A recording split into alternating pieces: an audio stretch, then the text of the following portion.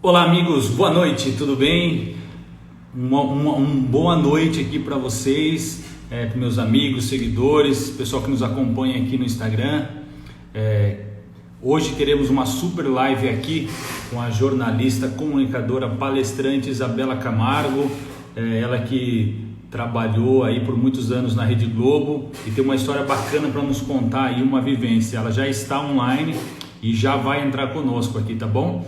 Vão deixando os coraçõezinhos aqui, deixando a pergunta de vocês. Clica na flechinha, meus amigos, para a gente bater um papo aqui. Essa live vai ficar salva depois. Ela já está aqui conosco, já solicitei, já aceitei. Olá, boa noite, Isabela, tudo bem? Tudo bem, Davi? Boa noite para você, boa noite a todos. Tudo jóia. Primeiramente, quero agradecer o aceite por você estar aqui conosco. Uma grande honra conversar com você. Você que tem uma história bacana, tanto no profissional como de vida, e vai dividir um pouco conosco agora e a gente poder fazer um link aí entre o que você viveu, entre o que você apurou também como jornalista e também o direito previdenciário, como as pessoas podem se proteger. Bom, eu acredito que dispensa a apresentação, mas primeiramente eu passo aí a palavra para você se apresentar, contar um pouco da sua história, aí depois eu me apresento e a gente começa o bate-papo. Show. Davi, primeiro, obrigado pelo convite. Quanto mais áreas do direito, mais eu fico feliz em saber que essa turma, né, de advogados mais novos, você está ajudando a levar a informação correta para mais pessoas, porque o que eu vi nos últimos 2 anos são pessoas com assim, muito boa vontade, mas também existe uma parcela que não quer atualizar os conhecimentos. Então, que bom que estamos juntos. Quero agradecer a todos e pedir já a sua autorização para deixar depois a entrevista gravada lá no meu canal do YouTube, Isabel Real, porque, embora eu esteja fazendo a nossa entrevista, a nossa live agora, muitas pessoas não podem nos acompanhar agora. Então, depois vão ver no momento delas, tá bom? Muito bom, claro, está super autorizado, é uma honra para nós poder bater esse papo. Então, para aqueles que são seus seguidores, estão aqui e não me conhecem, eu me chamo David Domingues, sou advogado especialista em Direito Previdenciário, atualmente sou diretor do IAPE, que é o Instituto dos Advogados Previdenciários do Conselho Federal, e a gente trabalha muito com o direito previdenciário, e uma das áreas que eu mais gosto de trabalhar e atuo também como professor em cursos, em pós-graduação, é sobre os benefícios por incapacidade, onde a pessoa pode ser afastada por um auxílio-doença ou aposentadoria por invalidez, que agora, depois da reforma da Previdência, ela mudou a sua nomenclatura. O benefício por incapacidade temporária, né, que é o auxílio-doença, e o benefício por incapacidade permanente, que é a aposentadoria por invalidez. Tá? Então, assim, antes de a gente entrar diretamente nesse tema aí, que é a síndrome de burnout, que você vai explicar um pouco para nós, dos estudos que eu fiz, as pesquisas que eu fiz, a gente vê que é uma doença, ela se encontra no Código Internacional de Doenças, né? Se você colocar lá no CID-10Z73, você não vai achar exatamente escrito burnout. Então, para os advogados agora que atuam nessa área, de chegar um cliente que está passando por esse problema e o médico deu um atestado com o CID, você procure saber, porque você coloca o CID e tem lá o 73, problemas relacionados com a organização de seu modo de vida. Então parece uma coisa meio boba, né? Você fala, poxa, organização com seu modo de vida. Aí depois tem todos o 73.0, ponto 1, ponto 2, até o ponto 9, que fala de esgotamento, fala de estresse não classificado, conflitos sociais inadequados, enfim, inúmeras outras coisas que fazem essa relação. E também, Isabela, antes de passar a palavra para você, tem uma portaria do Ministério da Saúde, que é de 99. Essa portaria, ela já falava também da síndrome de burnout, tá? Ela fala aqui, ó, eu deixei separado, ó, sensação, então fala das doenças que podem causar incapacidade e fala da sensação de estar acabado. Daí, entre parênteses, tem síndrome de burnout, síndrome do esgotamento profissional. Então, ali, e aí na frente tem um pouco das descrições. Fala de ritmo de trabalho penoso e outras dificuldades físicas e mentais relacionadas ao trabalho. Então, quando se trata de benefício por incapacidade, não necessariamente não tem tanta importância a doença, e sim a incapacidade.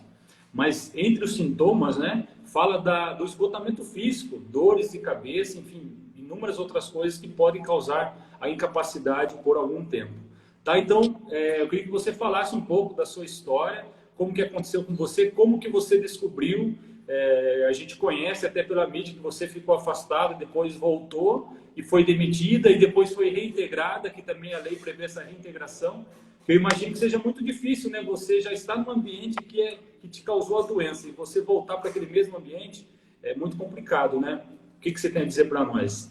Quantas horas nós temos de live? Até 1 hora para não cair, né? E a gente não conseguir gravar. Com certeza. Eu estou brincando. Agora eu estou na dúvida, Davi, se eu te chamo de Davi ou David. Você falou para mim que pode ser Davi, mas você se apresentou David, o que eu faço agora? Então, quando me perguntam, é David, mas David. Fica à vontade para chamar de Davi. Muitos me chamam de Davi e eu gosto. E é o nome do meu filho, então... Tá bom, então eu vou de Davi. Davi, depois eu queria que você me passasse essa portaria de 1999 que eu não conhecia. E olha como tudo isso é muito bonito, né? Você acabou de passar uma informação que eu não tinha e que só ratifica as outras informações que eu encontrei. Quando você mencionou sobre a síndrome de burnout, hoje está incluída no Código Internacional de Doenças, foi um grande passo que nós tivemos em maio do ano passado, quando a OMS incluiu, então, o esgotamento profissional como uma doença ocupacional, né? E essa decisão veio tarde? Depende. A síndrome de burnout é um problema novo? Não, é um nome novo para um problema antigo. Mas assim como nós tivemos outros avanços, outros temas que demoraram muito para ganhar dignidade, o burnout é um deles. Né? E quando você me pergunta da minha história, assim, minha história ela é muito pequena diante de todo o caso. Então, eu vivi uma experiência com a síndrome de burnout. E estou aqui, né, quase 2 anos depois, para falar com quem está acompanhando ou vai depois assistir no YouTube, que você vai ter uma parada momentânea e não para sempre, se você se... Mas a incapacidade, ela pode ser momentânea ou você pode ter sequelas para sempre. Sim. Né? No início da recuperação, eu brincava, né? Você não tem nenhum parafuso indo, porque dependendo de como você trata uma pessoa, como você fala de uma pessoa que deu uma experiência com a síndrome de burnout, nunca mais vai voltar para o jogo. E dependendo de como for o gradiente disso, sim, você pode voltar para o jogo. Em alguns momentos, não. A gente precisa ser muito cuidadoso com isso, porque existem vários problemas de saúde que têm gradiente, níveis mais altos. Você pode tratar todo mundo que tem diabetes igual? Não. Você pode tratar todo mundo que tem um problema pulmonar igual? Não. Assim como você não pode tratar algum trabalhador que desenvolveu a síndrome de burnout igual. Porque, Davi, eu, nesses últimos quase 2 anos, eu junto o que eu vivi com experiências de mais de 3 mil pessoas. São pessoas totalmente diferentes, mas com a mesma história. Ou seja, com o mesmo histórico de sintomas, de excessos, de situações forçadas e que acabam tendo burnout. Então, eu não tenho medo em te dizer que leva ao esgotamento.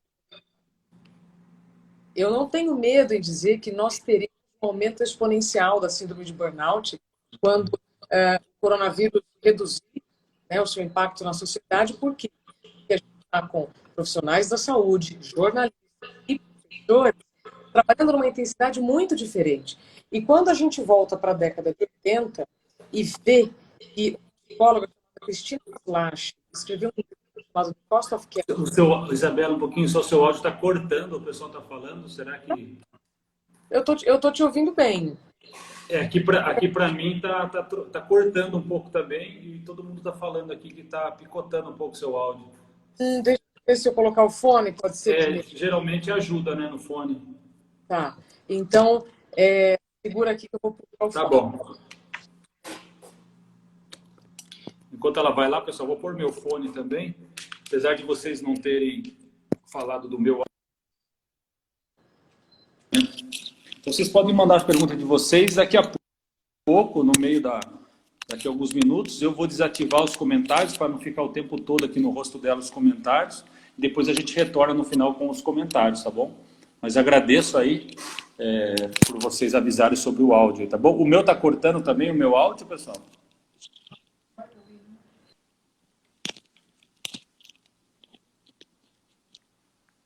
Vamos lá. Voltou, tá travando. Agora ok? Para mim tá ok aqui. Pronto. É que tudo é muito variável, né? Dependendo da cidade, pode ser que Sim. tenha uma internet diferente da outra ou não. Então, Davi, deixa eu ver onde eu estava.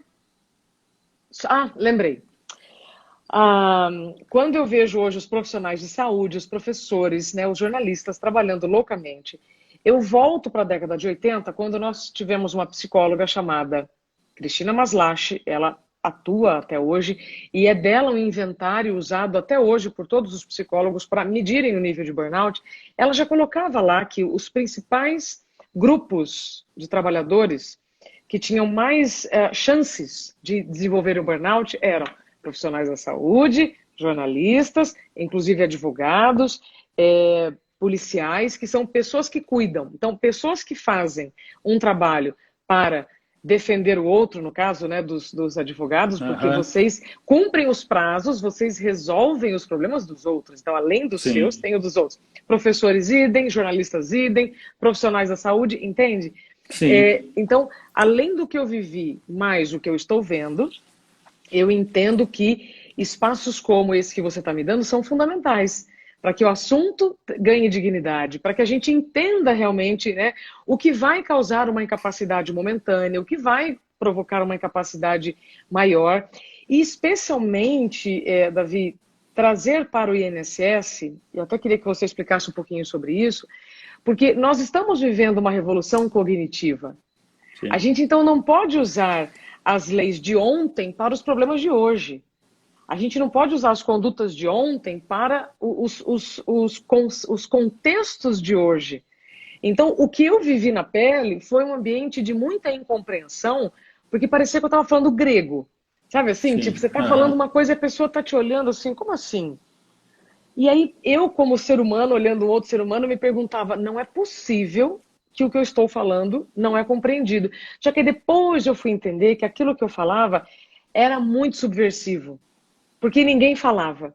Mas eu não tive escolha. Porque eu fui buscar como jornalista as respostas que eu não tinha. Como se eu continuasse trabalhando como repórter. Né? Quando você trabalha numa empresa de comunicação, você ganha pautas todos os dias para você fazer. Né? Você recebe uma pauta, depois você corre atrás para entregar aquele material. Então, E todo dia a mesma coisa se repete, né? Não, os assuntos se repetem. Não os assuntos se repetem. Às vezes pode até se repetir. Sim, né? Mas é uma nova dinâmica, é uma nova cobrança, a audiência é rotativa, né? Sim, agora veja, algumas pessoas me perguntam, né, por que eu, mesmo tendo vivido uma experiência de burnout, continuo falando sobre o assunto. Porque eu escolhi o jornalismo como profissão. Mas se o problema aconteceu comigo, e eu fui buscar respostas que eu achei que não poderiam só ficar comigo, então eu estou me especializando nesse assunto, como um economista se especializa, né? Como um jornalista que manje muito ali das questões policiais, ele é especialista na cobertura policial. Então, eu como jornalista, transformei a dor em causa, comecei a pesquisar muito, comecei a conversar com várias pessoas e comecei a descobrir um universo de informações que estavam sendo ignorados. Tá? Então, isso é o que eu queria falar sobre a minha história. Então, a minha história, ela é muito pequena diante de todo o caso. No início do ano, uma revista muito importante lançou uma pesquisa de um laboratório muito importante com um número muito importante. Nós temos 20 milhões de brasileiros com o diagnóstico da síndrome de burnout. Né? 20 milhões é um número para a gente ignorar? De forma Não, é muita nenhuma. coisa, né? 1000 pessoas eu já acharia muito, porque eu sei que existe subnotificação. Então eu sei que esse número ele é sempre menor do que é na realidade, mas 20 milhões já é muito chocante. Sim. Né? Então você tem um batalhão de pessoas doentes, só para falar da síndrome de burnout. Se a gente incluir outros problemas de saúde, invisíveis como o burnout, Você tem hoje ansiedade, depressão e burnout, um quarto da população ativa é em sofrimento mental. Então, nós precisamos falar com os funcionários, vou chamar assim, do INSS, a gente precisa falar com quem estiver envolvido, né, nesse quebra-cabeça como é que eu posso dizer, que tem aumentado muito de uma maneira correta, sem preconceito e trazendo as informações.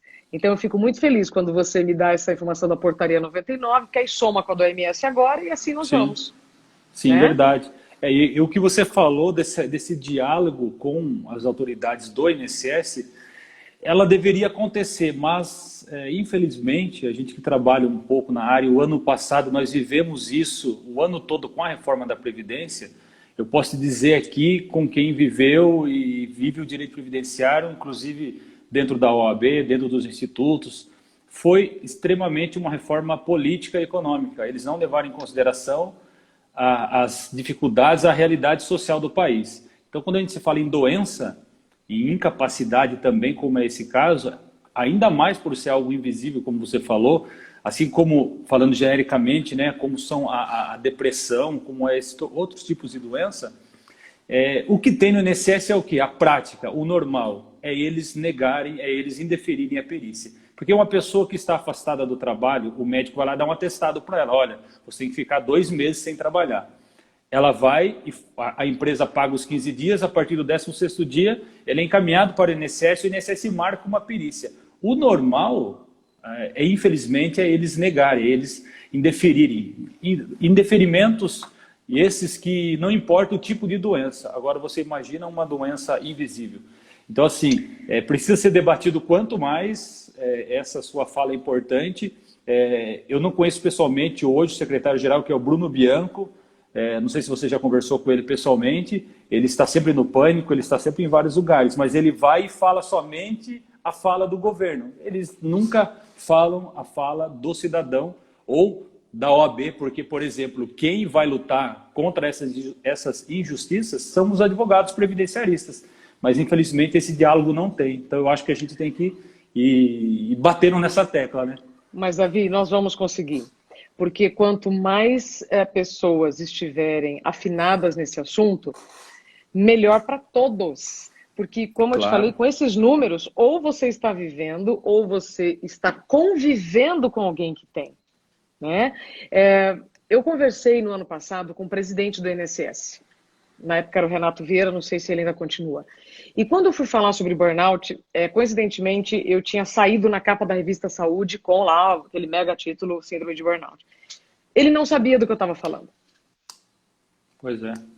E, ok, e aí eu expliquei, né, o que era e tudo mais, mas veja, não saber, nunca ter ouvido falar, me preocupou. Porque, como eu estou te dizendo, a gente está vivendo uma revolução cognitiva e mudanças no modus operandi do trabalhador que, evidente que vão impactar todos os processos, né, todos os processos trabalhistas. Não estou falando de processo na justiça, estou falando de todas as etapas trabalhistas. Aí, eu vivi uma experiência no INSS que foi muito traumática. Tanto que hoje, quando as pessoas me procuram, eu falo, esteja preparado. Porque se você está se afastando por um problema de saúde e as suas habilidades estão comprometidas momentaneamente, você vai ter que, mesmo assim, lidar com situações, Davi, que são muito difíceis, burocráticas. Você vai ter que tomar decisões que vão durar muito tempo, sendo que você não tem condições. O que você precisa quando você sai de licença médica? Você precisa se cuidar. E eu, por exemplo, no período da minha licença médica, eu fiquei indo e voltando no INSS, tentando mostrar com um monte de laudos, exames, né, para mostrar-lhe. Não basta só você ter os exames, você ter as constatações, você ter a dor marcada no seu corpo. Se o profissional não tiver uma conduta atual para entender que aquilo é um quebra-cabeça, que ou você monta, ou aquela pessoa ela pode ter um problema mais grave. Então, eu senti uma falta de perícia na perícia do INSS. Isso foi o que Sim. eu senti, o que eu vivi. Só posso falar daquilo que eu vivo, né? Claro, E, e ouço outras pessoas também comentando dessa falta de habilidade, dessa falta de atualização para algo que tá ali, está escancarado, né? Porque quando você tem laudos, quando você vê, por exemplo, né, um índice de cortisol, no meu caso estava 31 e o máximo era 18, por mais de um ano. Você não pode desconsiderar esse índice que é, vai demonstrar uma inflamação no corpo, claro. entende? Então, Alguma coisa tem errado, né? Está errado. pois é, mas eu também sei de casos de pessoas que, mesmo tendo todos esses exames, não tiraram, né, não se afastaram para se tratar, continuaram neste esforço da máquina e nunca mais voltaram a trabalhar. E nunca tiveram seus direitos reconhecidos. Então, por isso que esse papo aqui, para mim, é muito Aham. importante, porque a pessoa não adoece porque ela quer, Davi, né? Poxa, claro. Tem, tem uma frase que eu digo, e até é muito polêmica, né, que eu falo, olha, só tem burnout quem ama o que faz. Aí agora eu já corrigi, eu falo, na maior parte dos casos, só tem burnout quem ama o que faz. Por que na maior parte dos casos? Porque a síndrome de burnout é um esgotamento profissional pelo excesso de trabalho. Então não é a pessoa que trabalha muito num final de semana, num projeto, numa semana, num mês. É um profissional que mantém um estilo de vida que ele já sabe que não vai dar conta, mas mantém, sob remédios e tudo mais. Né, os estimulantes, anfetaminas, que são coisas que você ouve dizendo, que você ouve assim, não, para dar conta do que você tem que fazer, toma ali um remedinho, toma ali uma anfetamina e tudo mais, como se fosse normal. Isso é Sim, vai receitado se pelos tornando médicos. normal, né? Por isso que inclusive a gente vive a normose, que é a patologia do normal. Tudo é normal, né? Trabalhar com Aham. dor é normal, se entupir de remédio para dar conta daquele trabalho essa é normal. Mas deixa eu voltar para os apaixonados pelo que fazem. Esses apaixonados pelo que Até fazem não dizem não. e não cortando disso que você falou, é aquilo da glamularização Glamorização. do workaholic, que as pessoas acham bonito falar que é workaholic, né? E talvez muitos desses acabam caindo nesses problemas também, né? Então, mas aí tem duas coisas, Davi. Tem o workaholic, que é uma pessoa que gosta, né, muito do trabalho e acaba não vivendo outras esferas da vida só para trabalhar.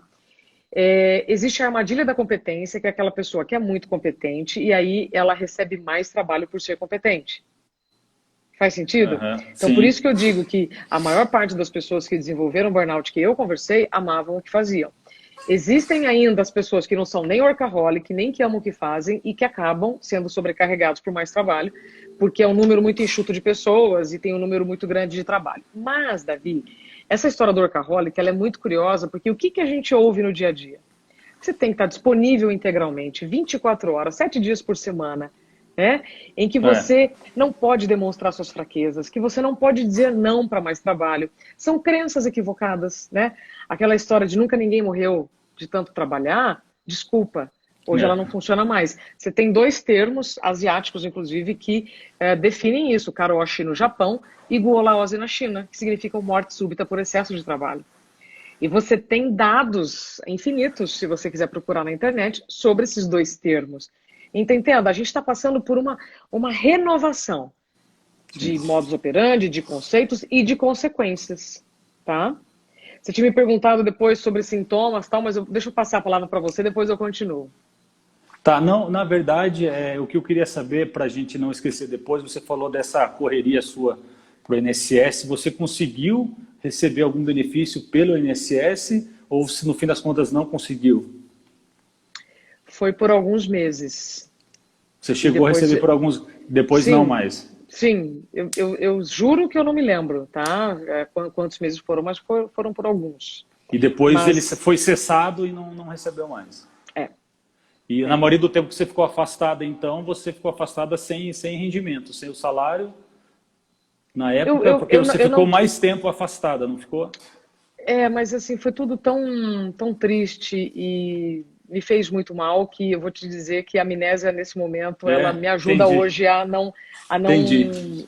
não ainda me emocionar tanto com tudo que aconteceu, sabe? Entendi. Mas a memória que eu tenho, juro pra você, a memória que eu tenho é de muita incompreensão diante daquele tratamento que eu estava tendo e via outras pessoas, né, precisando muito de acolhimento e não tendo. Isso eu vi. Eu entendo, Davi, assim, nós temos profissionais bons e ruins em todas as áreas. Claro. Né? Nós temos médicos que são picaretas e médicos que são fabulosos, jornalistas que são do mal, outros do bem, advogados que são... Entende? Você tem Sim. profissionais bons e ruins em todas as áreas. Então, eu entendo também que os profissionais também têm aqueles que querem abusar de uma situação e aqueles que são vítimas de uma situação.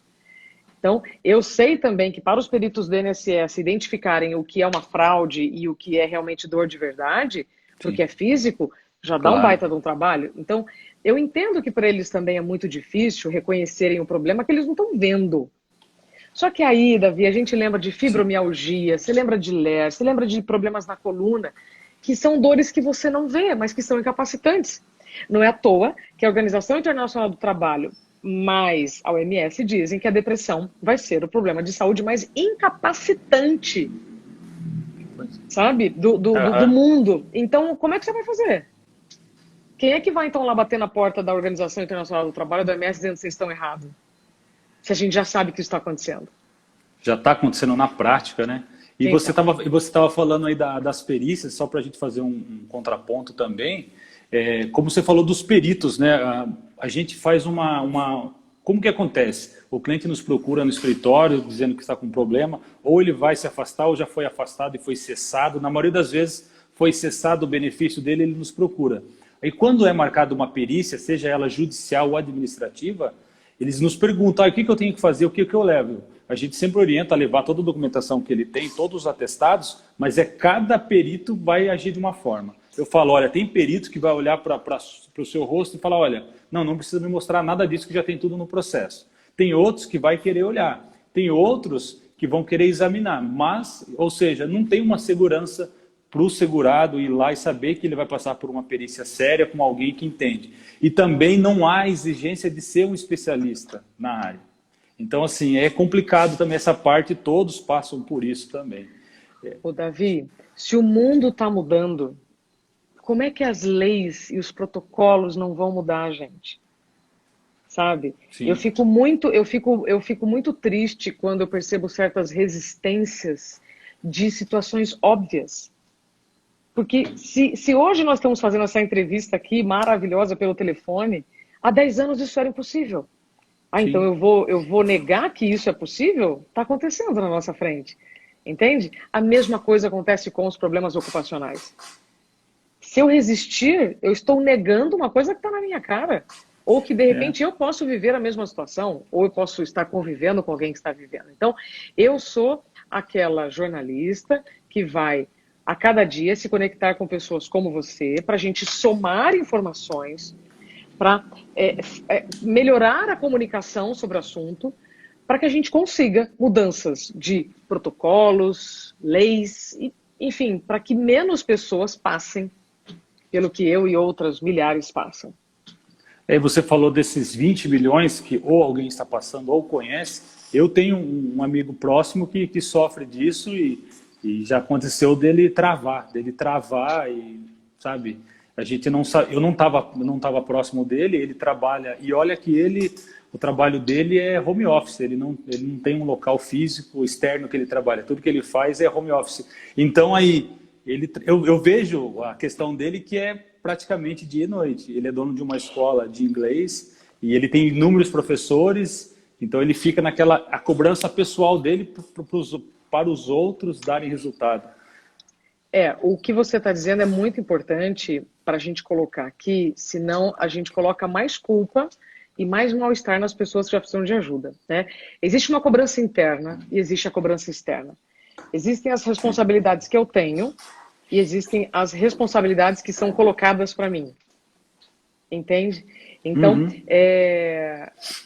a síndrome de burnout, ela não vai acontecer só eu trabalhando dentro de uma empresa. Ela pode acontecer dentro da minha casa, ainda mais agora que o office entrou para o home. Né? Eu estou trabalhando de casa. Né? Aquela frase assim, não leva trabalho para casa. Mas agora o trabalho está em casa. Então, se eu não entender quais são os meus limites, E aí entra, né, o tema da minha palestra, que é como encontrar limite no mundo sem limites. A chance de eu adoecer vai ser maior. Ah, mas Isabela, então desde que tudo que aconteceu, você não excede seu limite? Sim. Só que hoje, quando eu excedo, meu corpo já acende uma luz e eu já sei que se eu continuar naquele ritmo, eu vou ficar pior. Eu vou ter reações que eu já sei que vão me fazer mal. Então, eu gosto muito de falar sobre, provavelmente não vai dar tempo aqui, fica para a próxima, atualização de identidade, que muitas pessoas não fazem, então acham que com 40 anos vão fazer o que faziam com 20. Sim. E aí essa sobrecarga vai fazer muito mal agora, e as pessoas dizem, mas quando eu tinha 20 anos eu fazia isso. Sim, fazia. Hoje você não consegue fazer mais isso, mas provavelmente você faz outras coisas. Essa atualização de identidade é fundamental. Reconhecer, Davi, que aquele ambiente que você sonhou para estar, que você batalhou para estar, se ele não está te fazendo bem, não adianta ficar sofrendo ou adoecendo, sabe? Porque aí você vai ter que fazer uma escolha. Ou você vai ficar doente,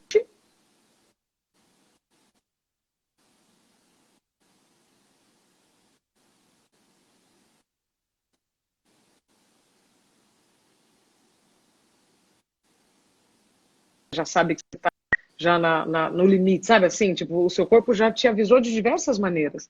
A gente não vive num país de pleno emprego, a gente vive num país com muitos desempregados e isso vai aumentar, tá? Então, a síndrome de burnout tem muita relação com a sobrecarga de trabalho, a falta de autocuidado, a questão do assédio moral, que é, por exemplo, assim, Davi, eu vou te dar um trabalho a mais. Aí você fala, Isabela, eu agora não vou poder aceitar. Aí eu te falo assim, mas se você não fizer, tem um monte de gente querendo fazer.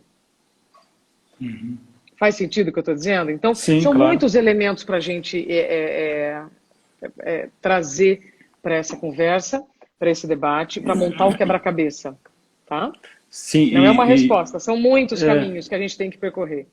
São muitas perguntas e muitas respostas. E a gente deixa claro aqui que envolve a interdisciplinariedade do direito do trabalho e direito previdenciário.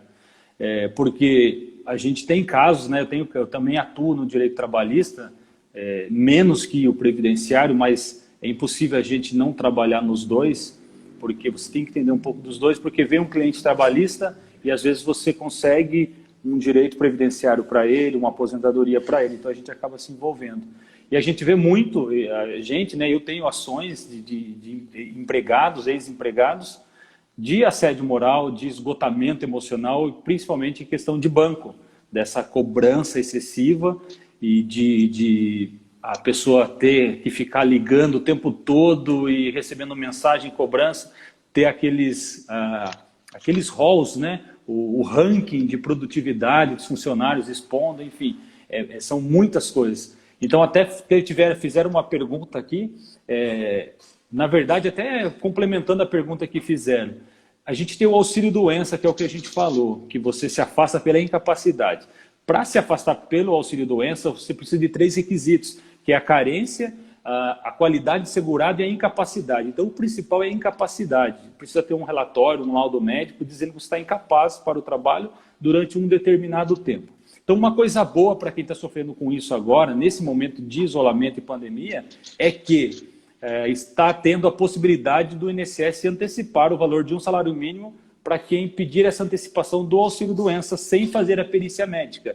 Então, a pessoa que está nos ouvindo que tem a carência, tem a qualidade segurada, e se tiver um atestado atual do seu médico dizendo que você não pode trabalhar e constar o CID, constar o tempo de afastamento, e ele fizer esse requerimento pelo meu INSS, ele tem mais possibilidades, então, de conseguir esse afastamento por pelo menos 3 meses, com um salário mínimo, que não é o ideal, que deveria ser o cálculo correto, mas, às vezes, se alguém está passando por isso aí, tem essa possibilidade hoje.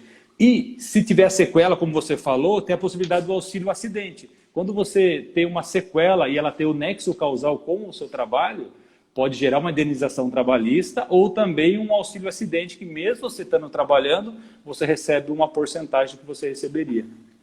Ai, Davi, eu ouvindo você falar isso, se eu não tivesse vivido o que eu vivi, eu falaria, nossa, que legal, né? Esse é o mundo ideal. Mas na prática, Sim, claro. isso não acontece. Porque você chega lá, como eu disse, na frente do profissional da INSS com todos os laudos, Você está um fiapo, né? Porque você já está com todos os esgotamentos, físico, mental, emocional. Uhum. Você ainda tem que lidar com uma pessoa que olha para você como um criminoso, entende? E Você não se tem preocupa como... em não passa a impressão que você está exagerando ou inventando, né? Tem até isso, né? Mas tem momentos que você nem precisa, não tem como esconder a verdade. E mesmo quando você é verdadeiro, você tem números, você tem laudos, você tem todas as informações, você não recebe o B91, que é esse, não é? Tem o B31, Sim. B91. Então, Isso, uhum. E você tem o nexo causal, você tem tudo, e você ouve do perito que não.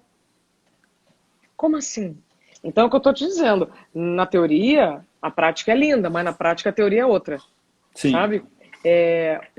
Até por isso que eu disse que agora tem essa opção, nesse momento, que as agências do INSS estão fechadas. Então, eles estão concedendo benefício sem fazer a perícia. Então, se o seu tem essa possibilidade, se a pessoa tiver a qualidade segurada, a carência, e tiver um atestado legível, com CID e tempo de afastamento, ela pode conseguir esse afastamento sem perícia. Os analistas do INSS vão só ver a autenticidade, na verdade, essas formalidades do atestado. Se o atestado estiver atendendo esses requisitos, eles podem conseguir. Se o atestado for superior a 90 dias, ele vai passar por uma perícia lá no futuro e aí pode cessar. Se for só 90 dias, ele pode conseguir esse benefício e ok, pelo menos ele não vai ficar desamparado durante os 90 dias.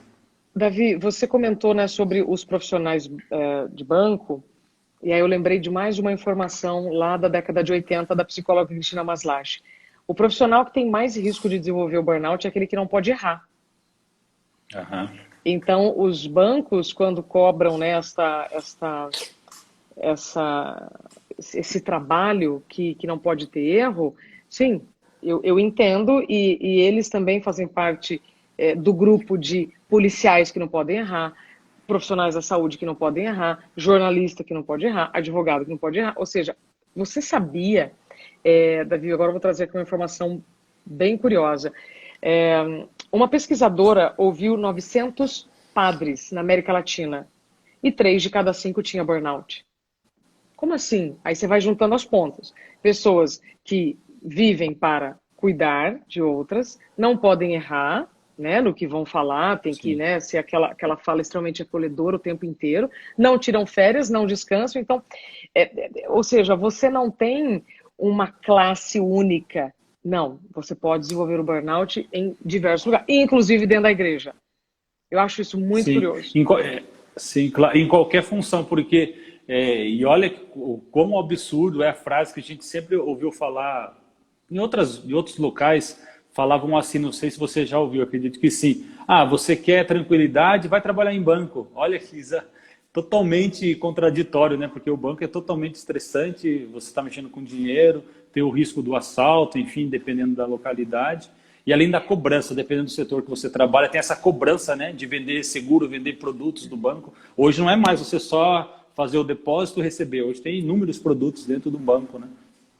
Mas eu acho que essa frase também, Davi, ela vinha acompanhada da questão da segurança, né? Sim. Porque você começa numa profissão, né? Eu me lembro, na década de 80, eu tinha um tio que trabalhava no Banco do Brasil, meu pai amado, né? Era o must, né? Você trabalhar no Banco do Brasil, porque você teria, como é que chama aquela palavra? Você tem... Estabilidade. Estabilidade. Né? Então as pessoas buscavam a estabilidade nesses lugares, porque isso parecia positivo, mas não, também tem vantagens e desvantagens nessa estabilidade, né? Sim. Ô, Davi, deixa eu te fazer uma pergunta para a turma aqui que me segue, vai acompanhar depois essa nossa conversa, e que não sabe o que é o direito previdenciário. Explica para nós. Bom, então o direito previdenciário, ele consta, na verdade, a Seguridade Social, ela é um tripé, né? Porque a gente fala do INSS, Instituto Nacional da Seguridade Social. Ele contempla previdência, assistência e saúde. Então a gente fala da previdência, são aqueles que contribuem para o INSS. Se você trabalha, seja informal ou não, você é um contribuinte obrigatório, você tem que contribuir para o INSS. Mesmo autônomo, mesmo aqueles que não têm um emprego formal, eles são obrigados a contribuir para o INSS. É claro que não existe uma fiscalização e se você é um autônomo, um trabalhador informal e você não contribuir, você não vai ter nenhum problema, vamos dizer assim. A questão é, se você precisar de um auxílio-doença, de uma aposentadoria, você não vai ter a contrapartida, que é o benefício. E as outras duas questões, que é a assistência social, ela engloba, por exemplo, o que perguntam muito, fulano está doente, está inválido, você não consegue aposentar ele? Eles falam assim. Então, se a pessoa nunca contribuiu ou não tem o mínimo de carência, que são os 15 anos, você não consegue uma aposentadoria. O que pode conseguir é o que as pessoas conhecem como LOAS, que na verdade é o BPC, o Benefício de Prestação Continuada, que é da Lei Orgânica de Assistência Social, que é para aquelas pessoas que nunca contribuíram e que são de baixa renda.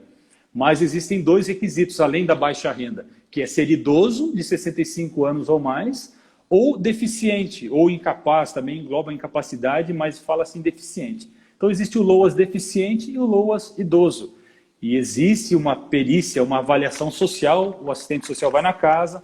Então a lei fala em 1/4 do salário mínimo de renda per capita. Então se você imaginar 1/4 do salário mínimo per capita, alguém tem que... se você falar a palavra correta, é para a pessoa que são muito... miseráveis mesmo, né, na literalidade da palavra. E agora, com essa pandemia, eles estenderam para até meio salário mínimo. Então, a Previdência, o direito previdenciário, se trata normalmente dos regimes gerais, que englobam o INSS. Mas também tem os regimes próprios, que aí cada estado, cada instituição tem o seu, que são para os funcionários públicos. Eles têm um regime próprio, onde eles contribuem para o regime próprio deles, tem as regras próprias, seja de idade, de valores, né? Mas, no geral, a Previdência, ela contempla esse tripé, né? Que é a Previdência, a Assistência e a Seguridade, e a Saúde. E ela consta, Isabela, na Constituição Federal, por isso teve que ter a PEC, né? A Proposta de Emenda Constitucional, que virou a reforma da Previdência. Por isso que teve que ser em 2 turnos, na Câmara e no Senado, né, porque ela consta até no artigo 6º da Previdência Social e também no artigo 201 fala da Seguridade Social. Então, você pega o artigo 6º, está lá os princípios fundamentais, que são cláusulas pétreas. Elas não podem ser mudadas. Então, ela é muito importante e hoje, né, de um tempo para cá, do ano passado principalmente para cá, está sendo mais falado, mais debatido. Eu converso bastante amizade com o presidente da Comissão de Direito Previdenciário da OAB de São Paulo, o professor Roberto Sodero. Ele tem uma fala muito enfática, muito dura, e até com relação a essa antecipação, por exemplo, do auxílio-doença e do BPC. O que ele diz é muito importante, né? Que o cidadão, ele paga os impostos, trabalha muito, então ele não precisa de esmola, ele não precisa de assistência, ele tem que ter a contrapartida daquilo que ele pagou, daquilo que ele sempre contribuiu. E o que a gente vê na prática é que, para a pessoa conseguir um benefício que ela tem direito, para você ter uma ideia, Isabela, eu faço muita aposentadoria especial, que é o quê? Aquelas pessoas que trabalham expostas a agentes nocivos à saúde durante 25 anos, elas têm direito a uma aposentadoria diferenciada, com menos tempo de contribuição, ou seja, o homem ele precisava até antes da reforma, 35 anos de contribuição. Na especial, se ele trabalhar por 25 anos, ele já tem direito. E o cálculo do seu benefício ele é integral, normalmente quase o dobro. Você apresenta no INSS a carteira de trabalho tudo regularizada, o PPP, que é o Perfil Profissiográfico Previdenciário, onde constam os agentes nocivos, e o INSS nega. Aí ele tem que procurar um advogado, você fazer o requerimento judicial, demorar 3, 4, 5 anos para receber. Ele vai receber os atrasados? Vai. Mas aí ele vai deixar 20, 30% para o advogado que ele não precisava. Ele já cumpriu. Enfim, então, essa é a dificuldade do direito previdenciário e a importância dos advogados previdenciários, seja nos benefícios por incapacidade, que a gente chama de benefícios não programáveis. Você falou que ninguém espera, ninguém quer ficar doente. Né? Então, são os benefícios não programáveis. E os benefícios programáveis são aqueles, a aposentadoria que a gente planeja. Eu quero me aposentar com 60 a 65 anos com um salário X. Então, eu vou pagar o meu INSS nesse valor durante esse tempo para ter essa contrapartida. Mas o que pode acontecer é, ao chegar nos meus 60 anos, 65 anos, a Previdência mudar de novo a lei e aí eu tenho que esperar mais um pouco. Então, o que a gente precisa fazer para evitar tudo isso? Cuidar da saúde.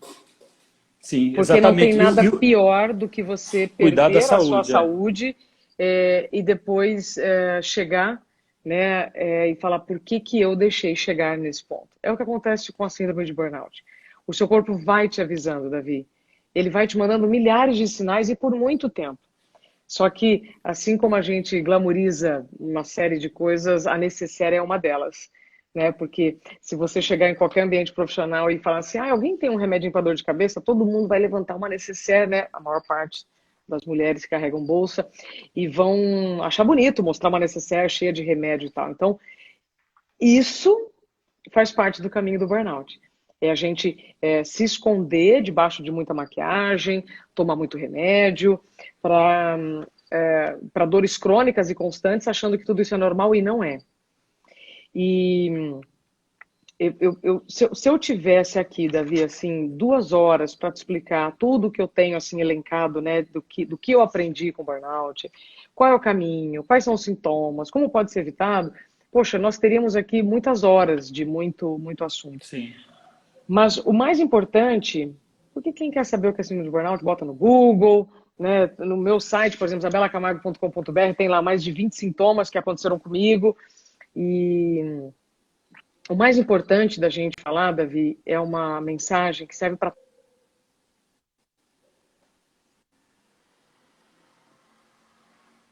fazer por você.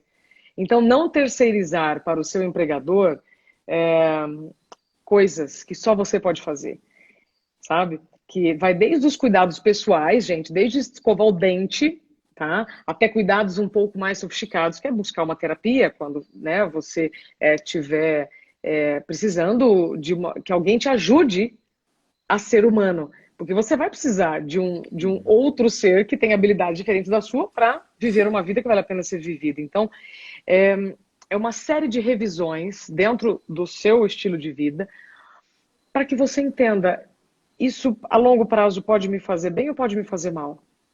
Porque você vai ter que escolher, né? Que tipo de problema você vai aceitar, que tipo de estatística você quer fazer parte, né? Dos que tiveram a síndrome de burnout, tiveram que interromper um pouco a sua vida, a sua carreira, ou você mesmo com esse diagnóstico vai tentar forçar a amizade, depois pode ter um AVC, pode ter um infarto, e aí sim a incapacidade vai ser...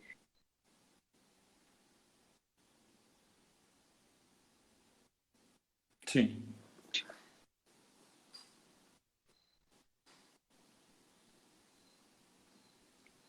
Verdade. Deu uma travada aqui no finalzinho da sua fala, mas eu consegui ouvir e complemento que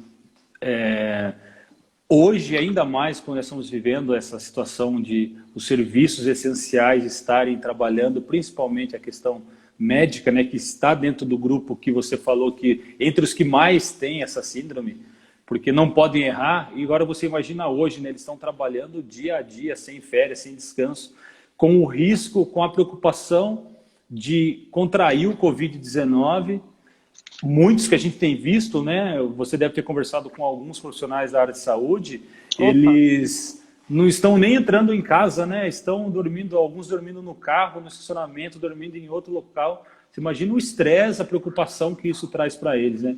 Então, para encerrar, eu sei que, né, a gente sabe que você não é médica, você nunca quis dizer isso, né? Mas pelo que você tem visto, né, dentro dessa situação que nós estamos vivendo, não só os profissionais da saúde, como todos nós, que também temos que ficar em casa, se for sair tem que pôr máscara, lavar a mão, qual é o maior cuidado que nós temos que ter, ou a consequência disso tudo? Você acha que vai ter um aumento? O que você pensa sobre essa situação e sobre essa síndrome hoje? Tá, então vamos lá. Não é um problema novo, tá? O burnout é um nome novo para um problema antigo, é igual bullying. Bullying é um nome novo para um problema antigo. Uhum. Nas minhas pesquisas, cheguei em 1869, no nome neurastenia, que era a mesma coisa. Então, a gente não tinha luz elétrica, como a gente conhece hoje, e já tinha pessoas com o excesso da modernidade, que deixava todo mundo em crises nervosas, tá? Então, não é um problema novo, primeira coisa. Assim, se eu colocar aqui uma frase da psiquiatra Camila Magalhães, burnout é uma consequência de eventos estressantes sucessivos no ambiente profissional. Consequência de eventos estressantes sucessivos no ambiente profissional. Então, não é você estar sobrecarregado no final de semana, não é você estar cansado durante um mês, não. São dores e problemas constantes os períodos. Tá? O esgotamento profissional não é tipo chegar no final de semana, nossa, eu estou esgotada. Não, são situações estressantes em que você se coloca no limite da sua saúde por longos períodos. Tá? Se você fizer isso durante agora o isolamento, fora do isolamento, a consequência vai ser uma só. O seu corpo vai pedir ajuda. Ele, na verdade, ele vem pedindo ajuda de maneiras mais brandas. Só que o momento do burnout, ele é como você falou, né? O seu amigo que travou, ele pode ser um apagão, que foi o que eu vivi, né? Que é uma desorientação total. Você não sabe onde você está, o que você está fazendo, para onde você vai. É o acúmulo de todas aquelas dores que você vem sentindo ao longo dos anos, que podem começar, Davi, desde dores de cabeça frequente, a problemas de estômago, problemas intestinais, aí vão para problemas cardiovasculares, desde manchas na pele, coisas que você nem acha que tem nexo, mas tem, até os problemas da insônia, isolamento, e vem pensamentos negativos até suicidas. Porque você adoecer no ambiente que você escolheu estar é muito triste. E você perceber que você fez o melhor que você pôde para continuar naquele ambiente e mesmo assim você não conseguiu. É muito triste. E quando você se compara e as pessoas comparam e tal, você esquece que as nossas biologias são totalmente diferentes. Eu não posso pegar uma pessoa de 60 anos, comparar com outra pessoa de 60 anos, trabalhando no mesmo ambiente e querer que elas tenham as mesmas consequências. Então falta esse olhar mais acolhedor, menos julgador, para a gente lembrar que nós não somos máquinas. Aliás, até acontece, né? Você comprar um aparelho de telefone, ele vem com problema, aí você fala, mas o outro comprou lá um aparelho e não teve problema. Gente, isso acontece até com as máquinas. Você entende? Então, enfim, eu ficaria aqui horas falando sobre a síndrome de burnout, mas talvez o mais importante, se você se cuidar, porque eu me cuidava muito, e mesmo assim eu tive, e você souber parar na hora certa, você volta para o jogo. Acho que isso eu gostaria muito de colocar. Você volta para o jogo. No momento em que você é afastado, você acha que nunca mais você vai conseguir voltar a ter as habilidades que você tinha, com a velocidade que você tinha. Mas eu estou aqui para dizer que não. Você é capaz, mas esteja preparado para tomar decisões jurídicas, previdenciárias, encarar um monte de tabu, preconceito, julgamento. Nossa, é uma situação que eu não desejo a ninguém, sabe, Davi?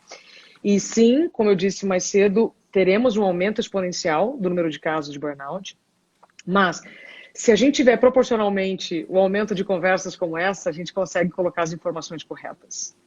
A gente só está no início, sabe, de uma grande caminhada. A gente precisa falar mais sobre o assunto e, para finalizar, o autocuidado é aquilo que só você pode fazer por você mesmo. Então, se em uma semana você teve que se doar muito mais do que você poderia, gostaria ou deveria, você vai ter que tentar compensar na próxima semana. Como assim?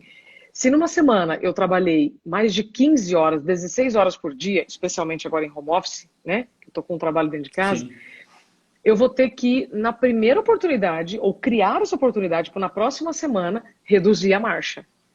Sim. Se eu ficar nessa intensidade por um mês, eu vou ter uma consequência. 2 meses, 6, 1 ano. Compreende? Então, quanto mais burnout, demorar para você mudar algo, a consequência vai ser maior, né? Pronto. E no autocuidado, quer um exemplo? É assim, se você ficar um dia sem escovar o dente, ok, tá? Que as mães não me ouçam por conta das crianças, mas se você ficar um mês sem escovar o dente, o que vai acontecer? Meu pai, ninguém vai chegar perto de você e você vai ter um problema sério. Você entende? É a mesma coisa com a gente. Sim. Então, se eu deixar por muito tempo de fazer coisas que são importantes para mim, como dormir a quantidade de horas de sono suficiente, ter os momentos de lazer ou de pausa que eu sei que eu preciso. Se eu deixar de fazer isso por muito tempo, depois a consequência pode ser muito ruim. Aí não adianta reclamar. Nossa, por que então eu não escovei o dente, né, antes? Entende? Então, o autocuidado é fundamental. E isso serve para todo mundo. Todos que têm cérebro precisam respirar bem, comer bem, dormir bem, fazer qualquer tipo de atividade física. pula corda dentro de casa, né? Dentro do próprio perímetro, levanta e senta da cadeira 10 vezes, pronto. Melhora a sua circulação sanguínea. E o quinto pilar, que é os momentos de lazer. Que quando a gente está trabalhando muito, é a primeira coisa que você corta. Você fala, não preciso. Né? Não preciso descansar, não preciso me divertir, não preciso dormir. Não, você precisa. Porque senão depois a fatura chega e quem vai pagar é você, muitas vezes sozinho. Maravilha. Quero agradecer demais a sua participação, todo o conhecimento e relato e testemunho que você deixou para nós aqui. Agradecer o pessoal aqui que deixou os comentários, as perguntas, não dá para a gente responder todas. Agradecer o Dr. Hélio Gustavo Alves, que está aqui, que é o criador do Instituto dos Advogados Previdenciários, que é pós-doutor em Coimbra, faz pós-graduação em Direitos Humanos em Coimbra, e falou aqui, ó, que ele entende muito dos benefícios por incapacidade, ele, com os estudos dele, fala que as doenças mentais são as mais incapacitantes ultimamente. E ele sempre tem que falar do meu cabelo. Ele falou que quando eu deixar de pentear o cabelo, ele vai desconfiar. Mas um abraço para ele, para todos os demais. E para aqueles que quiserem acompanhar, né, o seu site, que você tem um site, né, e você está participando de um livro, é isso? Você tem um livro que está escrevendo? Eu comecei em 2017 a pesquisar um assunto e eu estava propondo uma reflexão para as pessoas não adoecerem com os novos tempos. Né? O tempo está passando mais rápido, a gente está passando mais rápido pelo tempo. Eu entrevistei 150 pessoas, sabe? Desde de astronauta, cosmólogo, físicos, a médicos, para a gente trazer 150 opiniões sobre o que estamos fazendo com o nosso tempo para evitar as consequências Entendi. de tudo que a gente está fazendo. E aí eu tenho a síndrome de burnout. Então agora eu posso colocar também a minha experiência, porque eu acabei tendo aquilo que eu queria evitar. Entendi. Que é a prova de como a gente, mesmo fazendo coisas que você acha que está super certo, vai por um caminho que não é legal. Esse livro eu lanço daqui a uns meses, vai ser pelo selo da Princípio e chama Dá um Tempo. Porque se você não der um tempo para você, a coisa não vai terminar bem, Davi.